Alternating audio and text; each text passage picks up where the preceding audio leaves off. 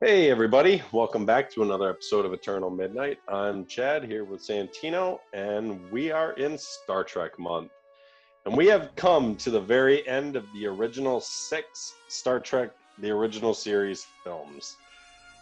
So let's dive into the last 2, starting with Star Trek V, The Final Frontier. What did you think of this one? I don't like it.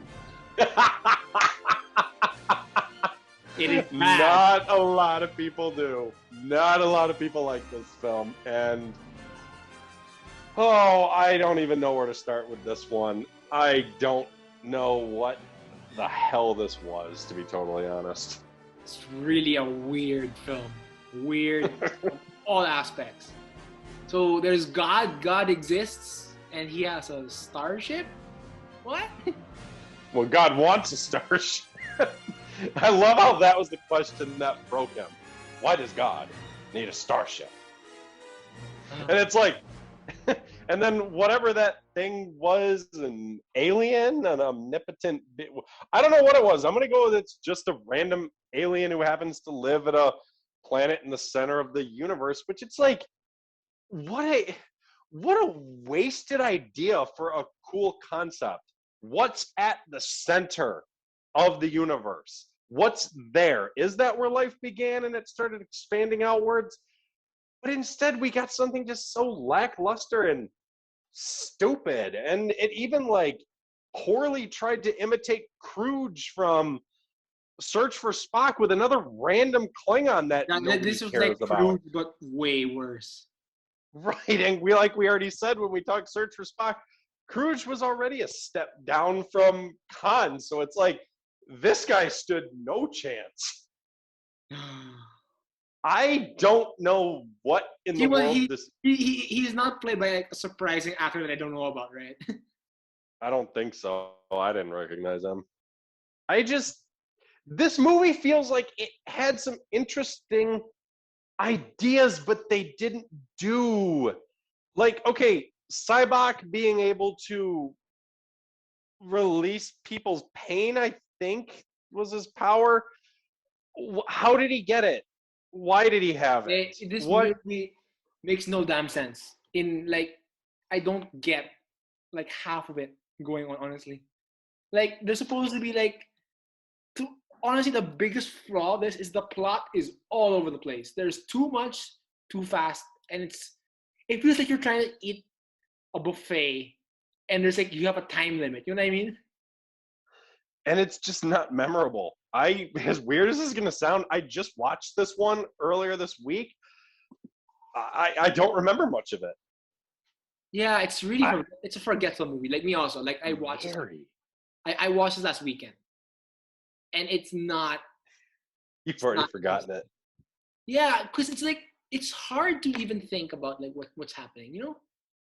Because it felt like it wanted to be something more, but it just wasn't. Like, I don't get what was the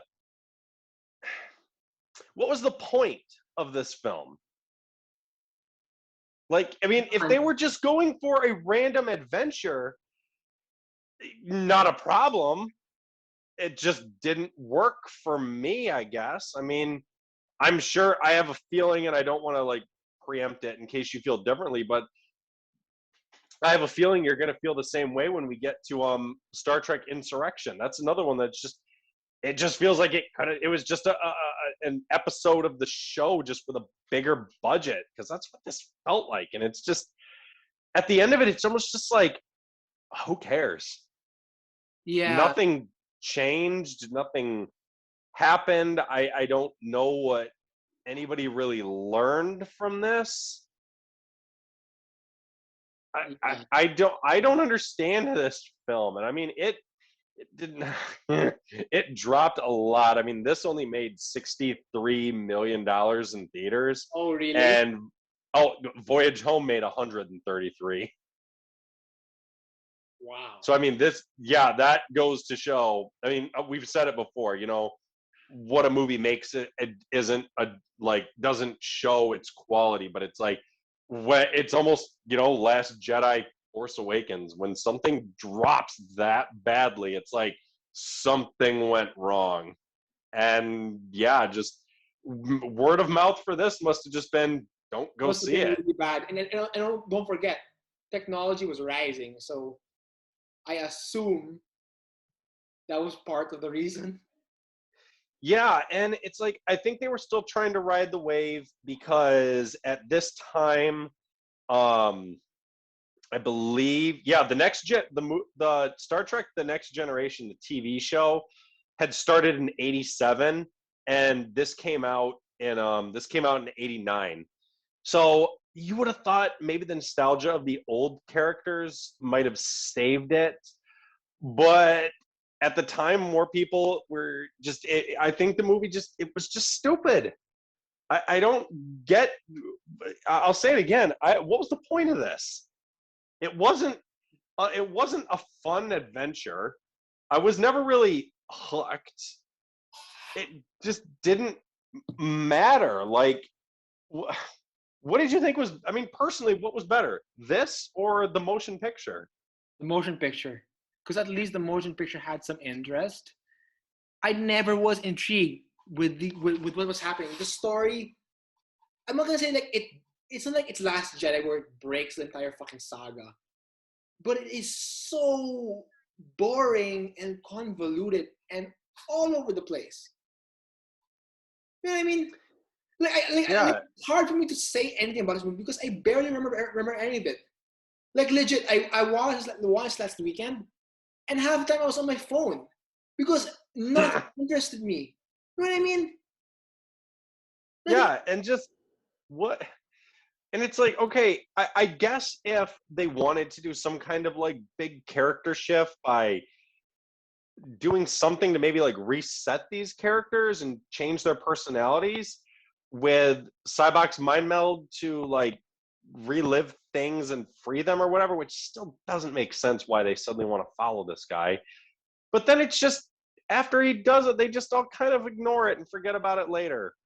And it's like, well, it was pointless then because who gives a shit? And I still don't get why you would want to follow somebody after they release traumatic memories that you don't want to really think about or something. You know what I mean? Like, what? Yeah. Why would that suddenly make you want to follow this crazy? I mean, if you think about it, Cybok's basically like leader of a cult. Like they're just following him for unknown reasons that make no sense. Hey, I'm gonna and like out of all the spaceships, really, it had to be the Enterprise. He couldn't get any other spaceship to go to the center of the universe. Like, what did the Enterprise have that the Excelsior didn't? I have no idea. It's not like you can explain. Now I, There's nothing and now explained. I know nothing about Star Trek other than the movies I've seen so far, but I can see why people are saying this is the worst one because it really feels like it is the worst one. It is boring, doesn't make any sense. The characters have like like they were lackluster. I'm sorry to say. I mean, like, that's just how I feel. It's a very lackluster um uh portrayal. I mean, like it feels like even they didn't want to be in there, or maybe that's just me. I mean, No, I know what you mean. I think the only thing this film did that pushed the franchise forward was bringing together humans, Klingons, and Romulans together. And we got a little show of what it was like if all three groups were kind of allies, if that makes sense, like at the end of that party. Because before that, you got to remember, it was, Klingons bad, Romulans bad. yeah. And now it's like, hey, we're this little group of humans, couple Romulans and Klingons. We're kind of all in this together. So Yeah, it's it like was nice to we see may it. be enemies, but we have a common goal. So it's like that's about the only positive I'll give this that pushed this world building towards what comes later. It was nice to see an alliance. I think that's what you mean. Mm-hmm. Yeah, there you go, perfect word. This little alliance. But then, So again, it's like, overall, yeah, there's nothing to say about it. I really have a hard no, struggle. it's stupid. I mean, I don't get why Cybok killed himself like he did. Yeah, that was dumb. I don't get it. How was that a sacrifice? He just run, you idiot. Yeah, this is weird. I honestly I have nothing to say about this. There's nothing about this film that stands out. There's nothing that's great. It's just dull. It's just boring and stupid. I don't get it. Yeah. I mean, come on, row your boat. What the hell? Okay, I will give it. The one funny part is when they're singing it, and Spock is just like, I don't get it. I'm like, that's probably Leonard Nimoy just looking at the script and being like, why are we doing this? That was I just directed Search for Spock and Voyage Home, and get this, Shatner directed this one. Okay, that explains a lot. he's, he's not the best person to direct. Never do that again, please, okay? Never let the star direct their own film, at least not Shatner. He's good at acting, but they're like actors and directors don't exactly correlate well. You know what I mean? Mm-hmm. It's like, I mean, Nimoy pulled it off. Yeah. And from what I've heard, Shatner's ego got hit pretty hard because Nimoy did like 2 really good ones.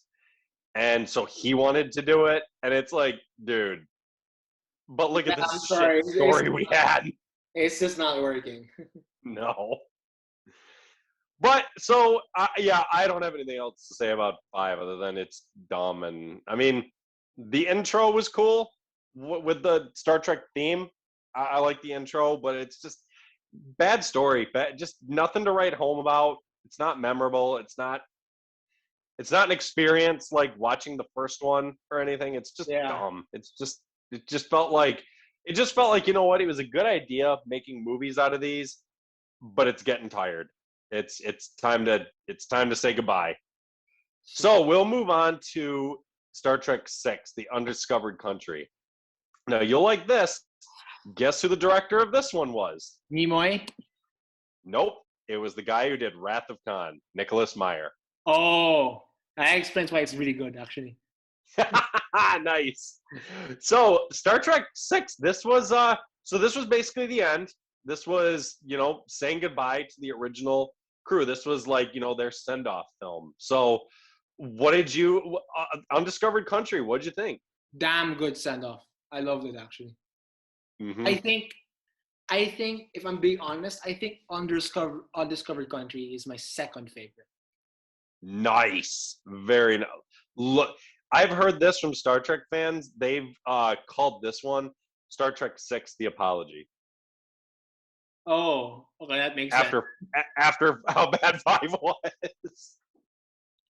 And it's also, what I like about this is this one came out in 1991. So it's like I said, Star Trek The Next Generation it's going strong at this point. So it's like it's almost like, all right, the next generation is going good. It's time to say goodbye to the original cast because, like 2 years after this is when Deep Space Nine came out and Star Trek was already evolving.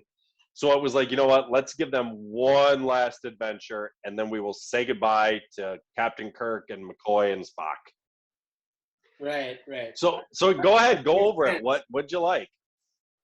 The finality of it is good. Like, I could tell from the tone already that, okay, this is gonna be a final, like, goodbye to the original cast, which I did like. I also like the fact that the dynamic. Okay, here, the dynamic that I felt was lost in 5 is back here. Like, the characters actually want to be in this movie. You know what I mean? Yup. Like, I felt like, okay, 5, like it feels like Shatner's forcing you to be in this movie. Mm-hmm. But here, it's like, no, they're all good. And man, that ending, okay, I'm like jumping to the end. When the Enterprise heads off towards the stars, and then Spock says, "If I were human, I believe my response would be, go to hell if I were human." I love that. Oh, it's awesome. Go to hell. And then I was like, yes. And then Chekhov asks Kirk like, where are we heading? Where are we headed? Second star to the right and straight until morning. I was like, damn, like what a perfect set off. Like And this. it was. This is how you end things. It's so I'll give you a brief little history lesson. So remember how like we've seen so far, the Klingons and and humans are enemies, correct? Yeah. So in Star Trek: The Next Generation, we have a character named Worf, who you'll meet when we get to the Next Generation movies. Worf is a Klingon serving in Starfleet. And it's like seeing that watching Next Generation when it came out, seeing that was probably like, what's a Klingon doing on the bridge? And that's kind of where I believe the process for this movie came from of, well, the Klingons and humans are allies in the Next Generation. Let's show and explain the steps towards that. And I'm like, that genius. Was genius. Tying, that was genius. tying the old generation to the new generation and still telling a really cool story. And again, we talked about it with the Wrath of Khan trilogy. Look at this one. We had a murder mystery for this film, and it worked. Damn right. So I'm trying to remember exactly because like I watch this. I know I watch this the most recent, but like there's a lot of stuff going on. You know what I mean? So I'm trying and it's like you said, it's interesting stuff going on. Yeah, it's interesting stuff. So like the goodbye. So it's a nice final adventure, in my opinion, for a goodbye. Mm-hmm. And I think the fact that we're showing how the Klingons and the humans came together, as you mentioned, is genius. Because now it has a point of, that's what I felt about number 5. I felt like number 5 felt like there was no need for this to happen. But it's just pointless. Yeah, it's pointless. But now it's like this one, like, okay, there is a need because it explains stuff. Which I again, world building. Exactly, world building. Which 5 did not do at all. It did not. It really did not. And like that, like I said, they brought in a genre to this, the murder mystery that we had not seen in these movies yet. So it was like, again, they just keep jumping around, doing different stuff, and for the most part, it works. That's what makes it creative. Mm-hmm. Absolutely. And it's like, I mean, yeah, it was kind of obvious that, Chang was behind it. It was, I mean, they kept alluding to Valeris, so it's kind of obvious she was part of it. But it's like, it wasn't a big, deep murder mystery, but it was still the whole why. What's the reason behind doing this? And I'll give it. I don't care. I thought Valeris was pretty hot. that female Vulcan. I mean, she's played by Kim Cattrall. For anyone out there, that chick from Sex and the City. Oh, okay. And it's like, I still thought she looked really cute as a Vulcan. But and it's like, get this. Originally, that was supposed to be Saavik. Oh, what happened to her again?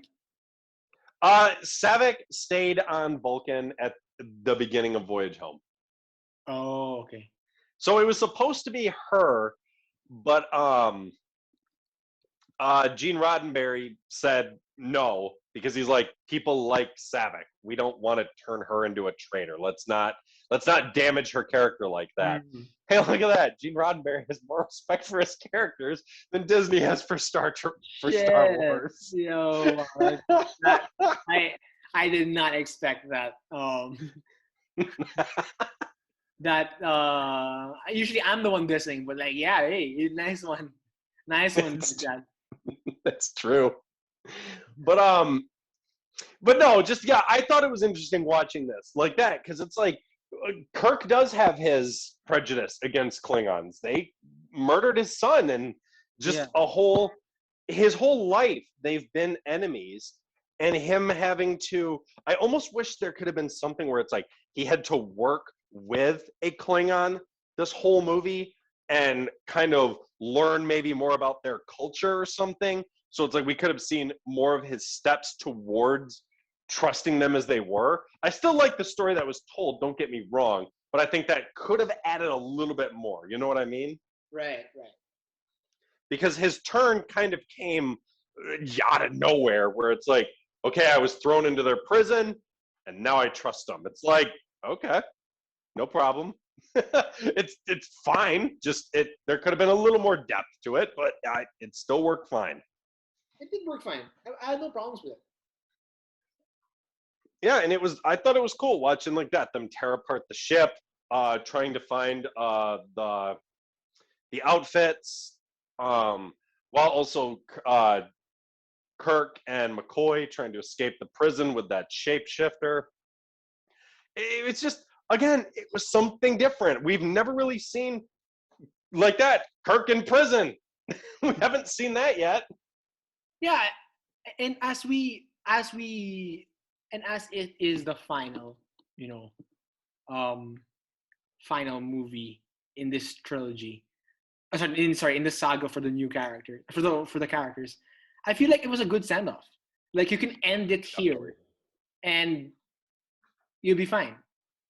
And it's like there could still, and you could even have people out there say something like, "Oh, well, maybe it could have kept going." And it's like, no, they were ordered back to after the battle they were in. The Enterprise was royally screwed up, and they were ordered back to Starfleet for the ship to be decommissioned. So it's like Kirk said as it was going on our final voyage before, as we get ready to pass it on to the next generation. It's like, this is how you do it. This is how you say goodbye to characters. Yeah, Last Jedi. Are you listening?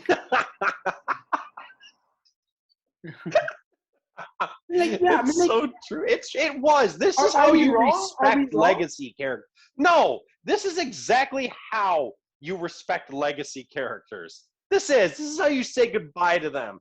This is how you have respect for characters that people love and care about and enjoy watching. They don't just get shit on.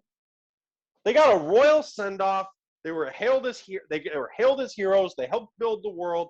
They helped bring peace. They helped in the steps towards peace between the Federation and the Klingons, stepping into a brave new world. As they said it, the undiscovered country. And again, good send-off with a new type of genre for this film that we haven't seen in these 6 films yet.